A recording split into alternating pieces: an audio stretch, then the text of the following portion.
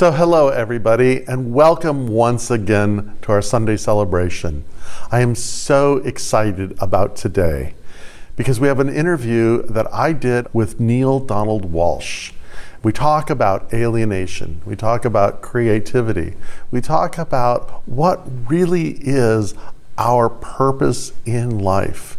Spoiler alert, it's about living our life to the fullness. So make yourself comfortable and please enjoy this celebration with Andrea Matros as our practitioner today, Lee Culture as our artist in residence, and as a special gift to you, Neale Walsch. Good morning, happy Sunday, and welcome to Hilltop Center's virtual Sunday service. My name is Lee Coulter, the music director here, and we have a very special episode today where our own Reverend Guy is going to be interviewing world-renowned author Neale Walsch. And they're going to be talking about the theme for this month, which is the path of creativity and how to live life to its fullest potential. So I wanted to open with a song that's in line with that. It's a song about two things that I think everybody has. The first thing being some sort of vision, talent, passion, dream, that we all have, that have some sort of thing to offer. And the second thing that we have is a voice in our head saying that first thing isn't good enough. We don't have what it takes. It's not worth sharing. And we all have that. So this song's about telling that voice to pipe down, because if we all listen to that, there wouldn't be anything beautiful or awesome in the world. We all have to follow that path for ourselves. So it's called Cameo because it's about not playing the cameo role. It's a cautionary tale. Play that lead role in your own life. There's plenty of time to play cameo roles in everybody else's lives, but make sure you're the lead role in your own.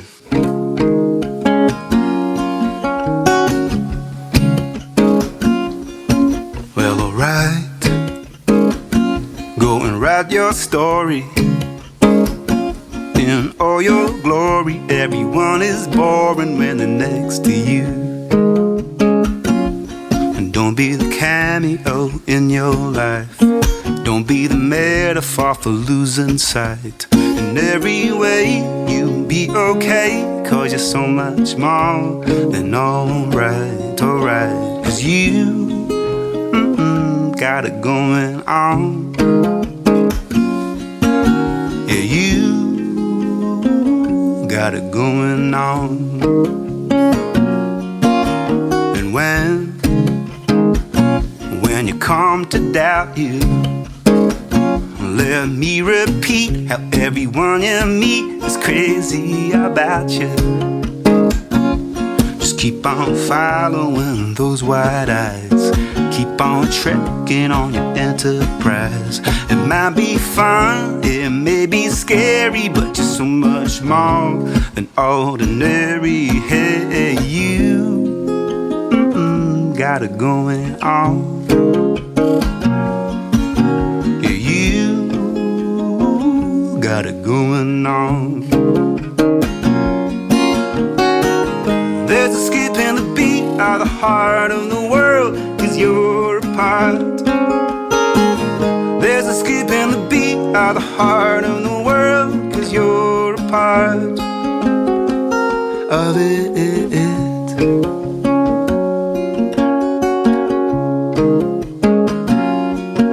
Well, alright, go and write your story in all your glory. Everyone is boring when they're next to you. You'll be the somebody with something to say. You'll be the one that got away. Well, you don't have to if you don't wanna, 'cause you're so much more than loving down on you. Got it going on. Yeah, you got it going on. You got it going on. You got it going on. You got it going on. There's a skip in the beat of the heart of the world, 'cause you're a part.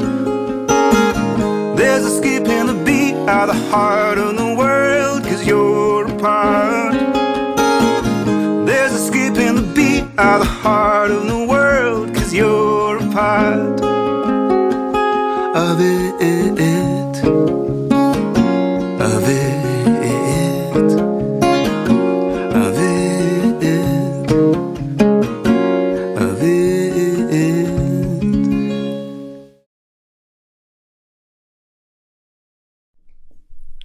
Welcome. And thank you for joining our spiritual community. We are very grateful that you are here.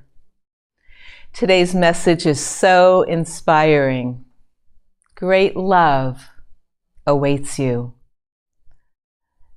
So I join with you in consciousness for a blessing and a prayer.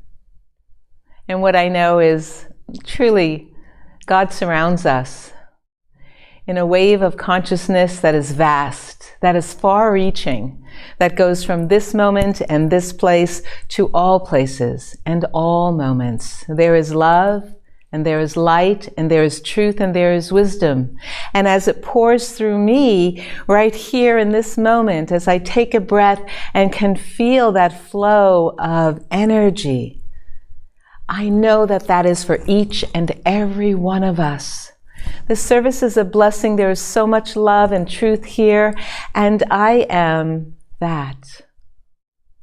So here we are in a moment together of great, great grace and so much beauty. So here at Hilltop Spiritual Center, we are grateful for your presence. We are truly delighted that you are here, and we look forward to seeing you in real time, in real life, in a real way, person to person, very, very soon. So enjoy this blessed service. It is for you, and so it is. Today's reading is by Neale Walsch. The deepest secret is that life is not a process of discovery, but a process of creation. You are not discovering yourself, but creating yourself anew. Seek, therefore, not to find out who you are, but seek to determine who you want to be.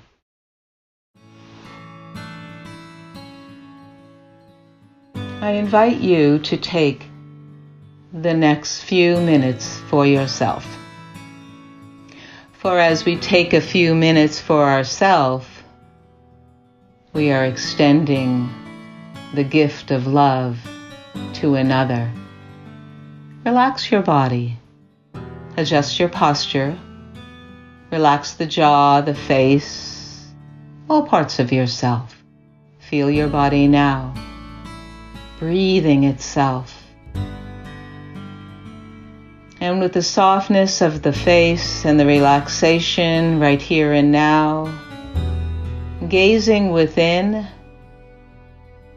is the body breathing? Gazing outside of yourself, see love in a person, two-legged, in a four-legged loved one, in nature. See love. Feel love and know love. For in our mind's eye, we extend love to all beings and all things. As we create a space of beauty within us, love arises around us. Know with me the radical implication of oneness. There is no other.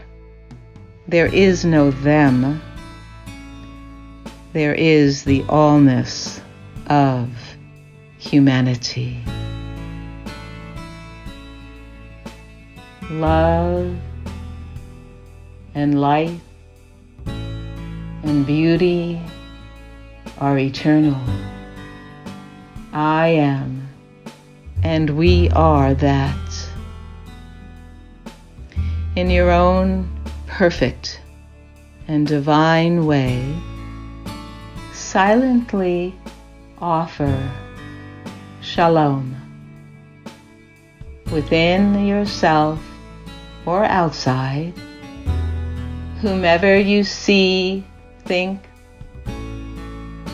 or feel, offer them this. May you be filled with a complete and perfect peace, and be full of well-being. Shalom. Peace be with you. So be it, and so it is.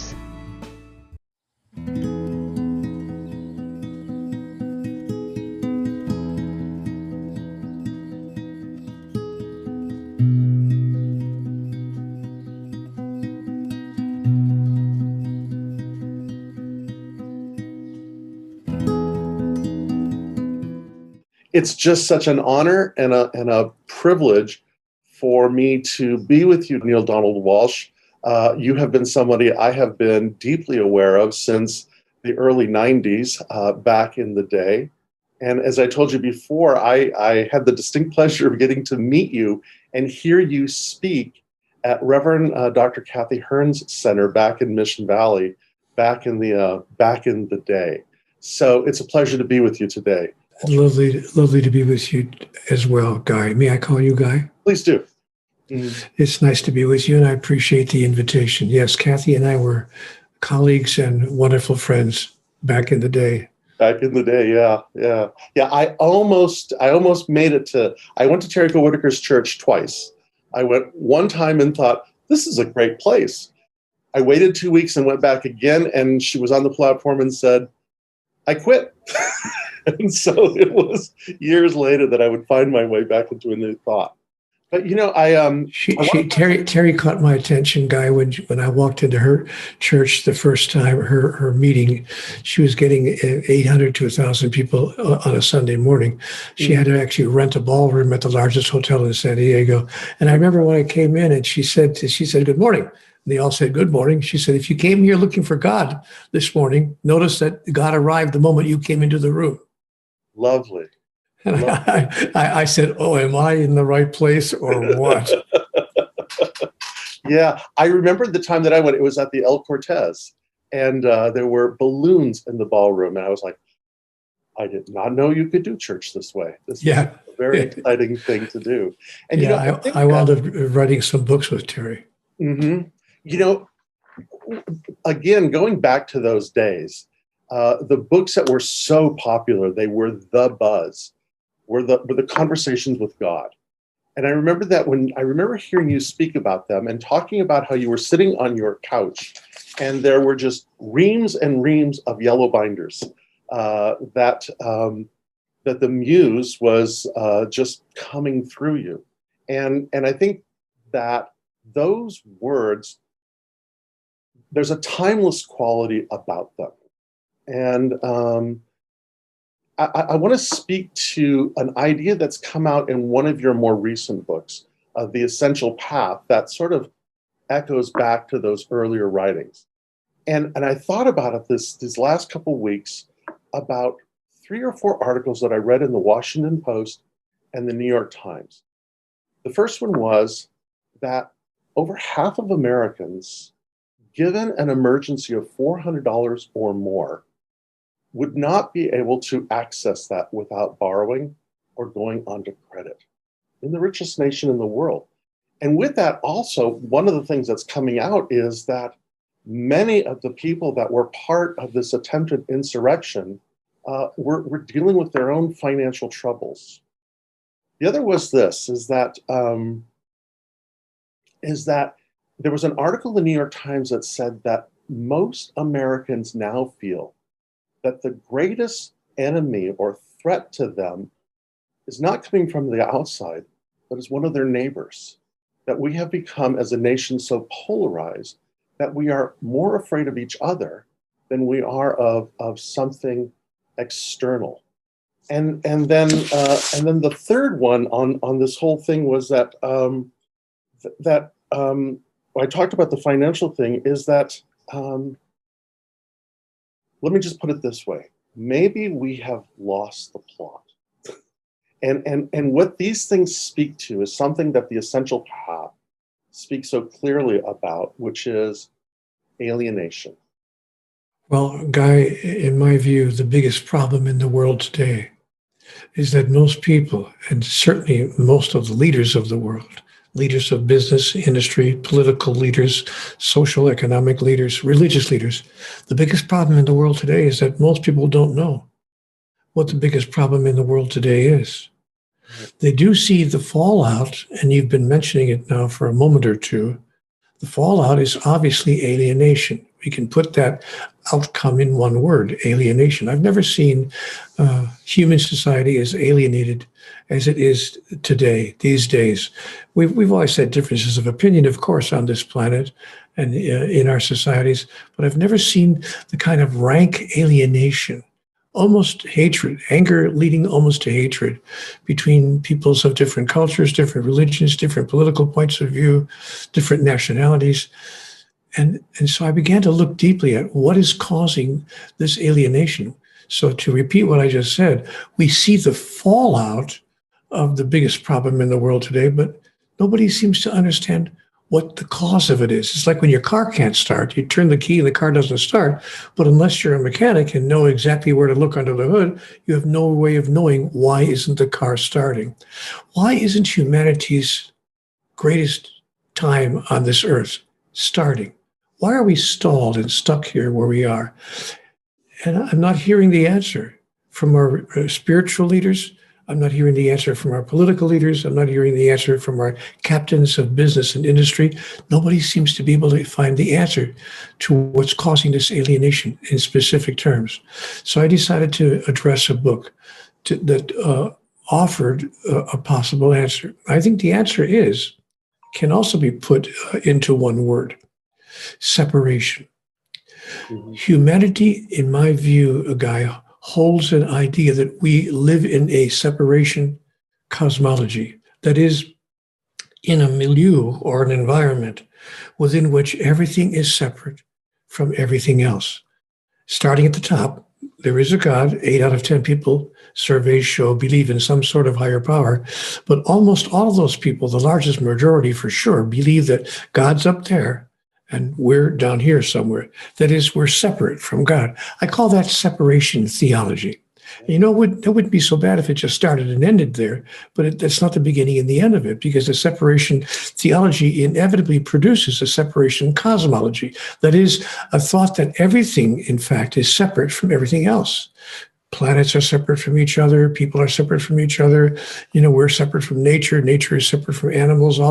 We live in a separation cosmology. And that wouldn't be so bad either if it began and ended there, but it doesn't, because it goes further. A separation cosmology inevitably produces a separation psychology. That is, an individual holding that, oh my gosh, I'm separate from everything else. Or to put it another way, I'm out here all alone. I'm all by myself. Oh my, what am I to do? What am I to do? How am I going to survive? And you know what? We could even get away with that. But it doesn't stop, I should say, there, because a separation psychology inevitably produces a separation sociology. That is, entire societies that form themselves into groups. We call them nations, we call them clubs, we call them political parties, we call them religions. We gather in small little groups that imagine themselves to be separate from each other, because separation is the only way we can serve our own needs, our own agenda, and therefore survive. And you know what, Guy? We could almost get away with that if it was just a thought that we had. But the problem is that a separation sociology inevitably produces a separation pathology. That is, pathological behaviors of self-destruction, evident in human behavior from the beginning of time, and even more evident today, perhaps, than ever before. So if we see then, the problem is we think we're separate from each other. And we've been holding this idea of separation for thousands of years, for thousands of millennia, if you please. And if we could simply change our mind about who we are in relationship to everything else, we could shift the global ethic and become part of a new way of being human, which I believe would bring an end to the largest number of human-made problems. So in a nutshell, that's the essential path. The essential path, in my view, is to walk the path of unity, to walk the path of oneness. And, I'm going to say something daring here, God, then I'll shut up for a minute, give you a chance to chime in. But the daring thing I would like to talk about when I talk about walking the path of unity, walking the path of oneness, is I dare to suggest that we are one with the divine, that we are one with God, that there is not even a separation between us and what some people call the higher power. If that was true, we have then found a solution to humanity's God dilemma. We were talking earlier, and I was quoting the 11th century scholar Anselm, who said, God became human so humans could become God. I think how you and I would talk about that would be say it's not so much that God did something that isn't already in existence. God didn't become human for any other reason that is what God is. But it's more that God reveals itself in creation so that we begin to understand that we are all part of creation. Which, if I could take that one step logically further, that's the reason that life exists.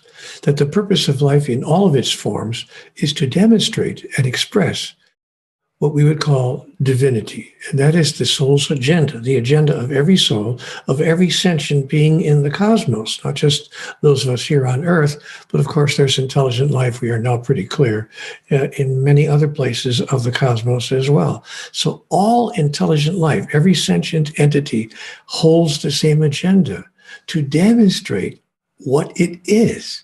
It's one thing to know, for instance, and by the way, it's a desire that is inherent in every sentient being. It's one thing for me to know that I'm loving. It's one thing for me to know intellectually that I'm a caring person, that I'm a generous person, a kind and compassionate person. But if I don't express that, if I don't have an opportunity to actually express that, to put that into action, therefore to become it in action, then I can only know it as a concept. And knowing myself as a concept is not enough for me. I want to know myself as an experience. I want to experience who and what I really am. So I demonstrate every aspect of who I am that I imagine myself to be. If I think that I'm compassionate, I demonstrate compassion. If I think that I'm generous, I demonstrate generosity and all the other wonderful characteristics that I assign to the aspect of life itself that I understand myself to be.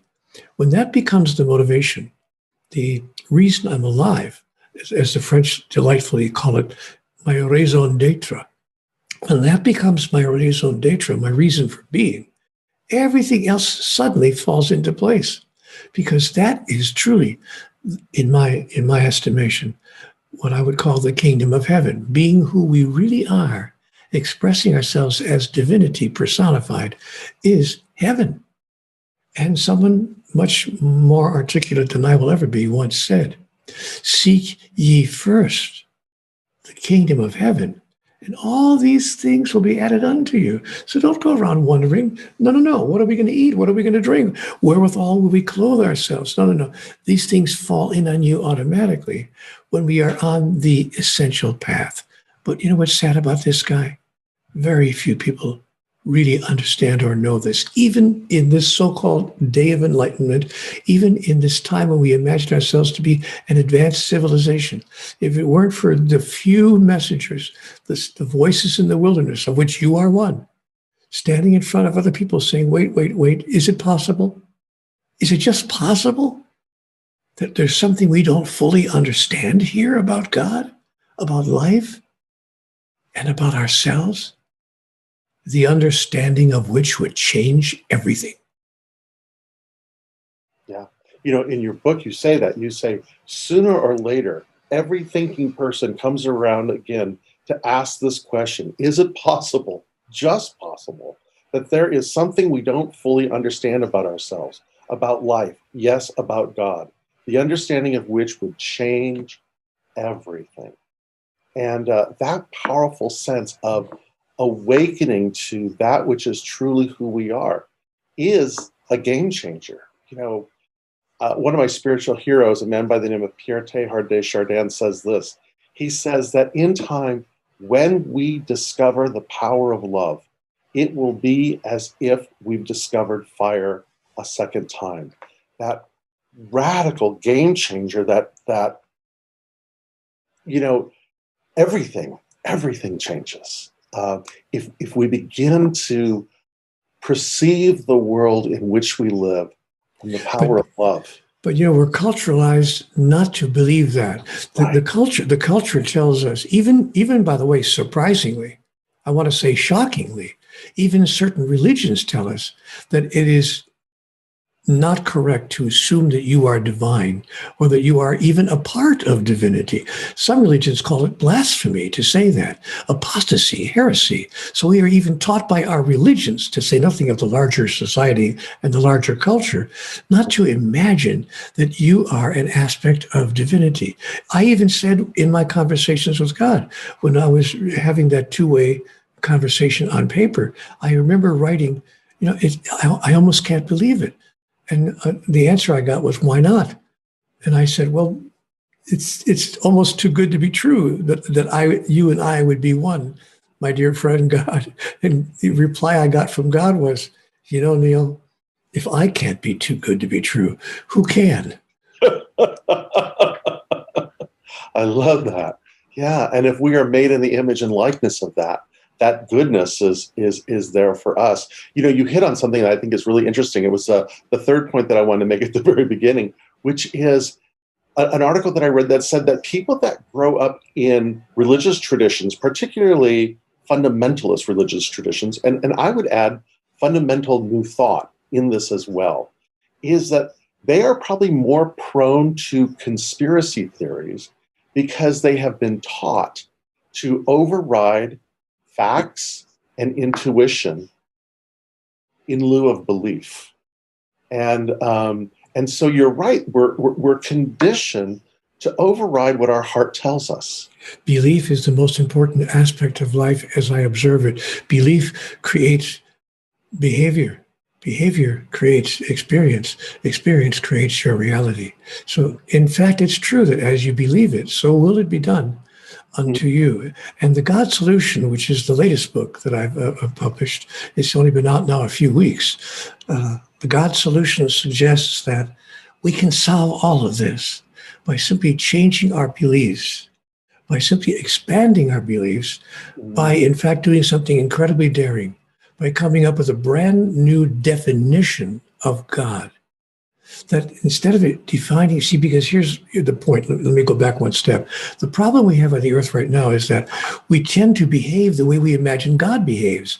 That is, we have been using God as our model, as our exemplar for all these many thousands and hundreds of thousands of years. So we decide that as God is, so are we. In fact, we've reversed it. We've made God in the image and likeness of us. Right. And so we have imagined then that God is judgmental and condemning and punishing. And so we have this judgmental, condemning, and punishing God that we begin to emulate as we move into our own experience and our expression of life. Now, what the God Solution suggests is that we create a new definition of God. Dare we imagine a God who needs nothing, requires nothing, and demands nothing from us in exchange for God's love for us? Dare we imagine a God who is pure love, not just love? Many people would say, of course, God is love. We can agree with that. God is love. But I say to people, no, not just God is love. God is a particular brand of love. God is what we call pure love. Pure love requires, demands, expects, hopes for nothing in return. In fact, pure love even loves, the purest love is the love of something that we don't think deserves love. Right. And that's what I call pure love. So if we can chance upon a brand new definition of God, we've come upon the God Solution, which produces, in fact, a new ethic, a new behavioral standard. It turns out that Milton Bennett, the sociologist of the past few years, had a great idea, not the golden rule, but the platinum rule. The platinum rule is even more valuable, he said, than the golden rule, because platinum is more valuable than gold. And Milton Bennett's platinum rule is this: do unto others as they would have it done unto them. Mm.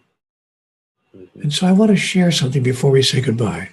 There's one thing that I say to people that they can use as a tool to step into their divine self. It's daring. It's spiritually courageous. But every time you meet a person or encounter a person or come across another human being, whether it's the person you're living with, the person on the other side of the bed in the morning when you wake up, the person on the other side of the street, as you mentioned a moment ago, or the person on the other side of town, or the person on the other side of the world, whoever it is that you're encountering, I invite you to say these words in your mind. You ready? This is courageous, but don't say it out loud because they might string you up. But say it in your mind. I have come that you may have life, and that you may have it more abundantly. Your life will be made better this day because we cross paths. I promise you. Yes, and what a blessing to speak to every plant, every tree, every person. Every time we encounter anyone or anything, we are encountering the divine as the divine. To say, I have come so that you may have life and have it abundantly. Boy, that's a radical statement, isn't it? Takes spiritual courage. Yeah.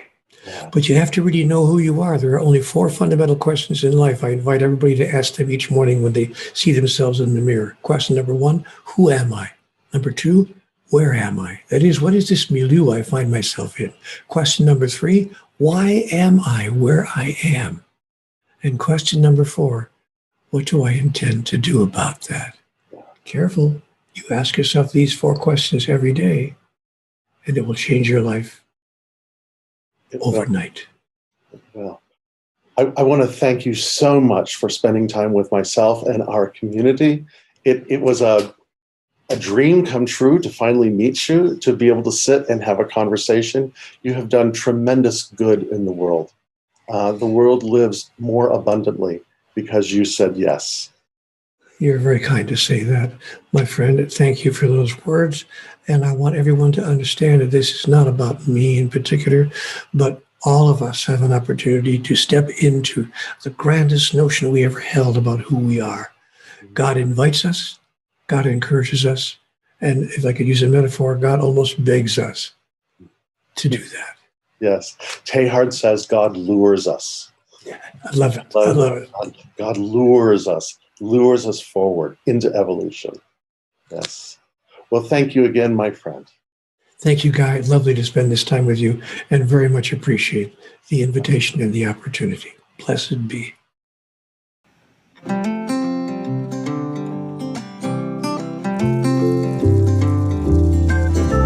Well, I don't usually write songs like this, but I got this feeling I can't dismiss. See, I've been afraid, played the part too long, chasing perfection, wondering why it went wrong. But life's not like a movie poster, it's a stop, fall apart roller coaster. So stand up tall, you can't win them all, and you don't always hit the notes you're supposed to. No, you don't always hit the notes you're supposed to. So strutting into everything, don't care if I lose. They'll be looking at me strange, like all confused. Keep your chin up, man, you gotta understand. Some of the best things came from a change of plan. And life's not like a movie poster, it's a stop, fall apart roller coaster. But you'll be fine, you'll get them next time. And you don't always hit the notes you're supposed to. No, you don't always hit the notes you're supposed to. It's not a selfie stick or a get rich quick. It's not a headline, no, you can't rewind. Nobody shows their deleted scenes. It's the highs and the lows, but mostly in between.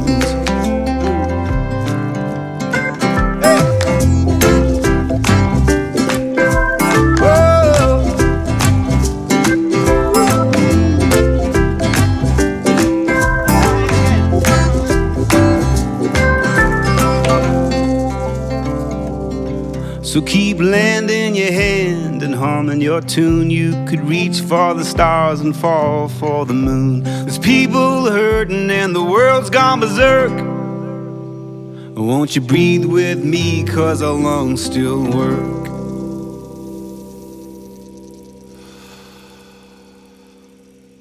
And life's not like a movie poster. It's a stop, start, fall apart roller coaster. But I'm okay, it just wasn't my day. And you don't always hit the notes you're supposed to know. You don't always hit the notes you're supposed to see. You don't always hit the notes you're supposed to.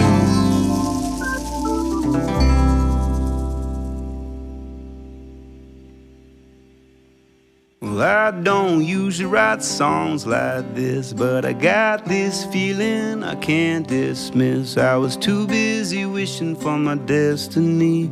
I was missing all the magic right in front of me.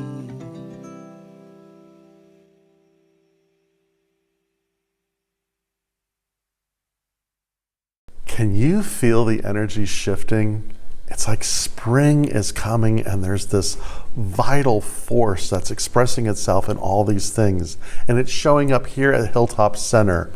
And there's several things that are going on that I want to bring to your attention.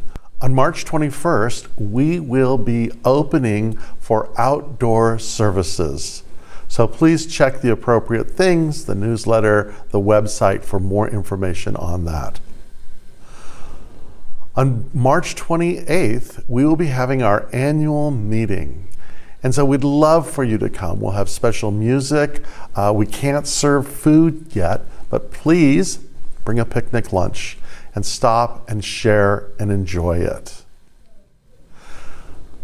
I want to talk to you about a class that I'm getting ready to teach starting on Thursday, March 25th. The class is called The Path of Self-Mastery. And it's really about how we manage our own personal power. Now, it's an accredited class, but there's several things that I want to bring into it, going back all the way to Dion Fortune and Don Miguel Ruiz, the latest stuff that is being done as far as neurolinguistics and neural programming, how we get in touch and how we manage our personal power. What I'm also really excited about in this class is it's going to be international. It's going to be both in Spanish and English. And so this is a wonderful way to meet people literally from around the world and study together. I do hope you'll consider it. It's going to be a wonderful experience. And again, look for the places where you can find the information to join. Hi, I'm here to share with you why I choose to give to Hilltop Spiritual Center.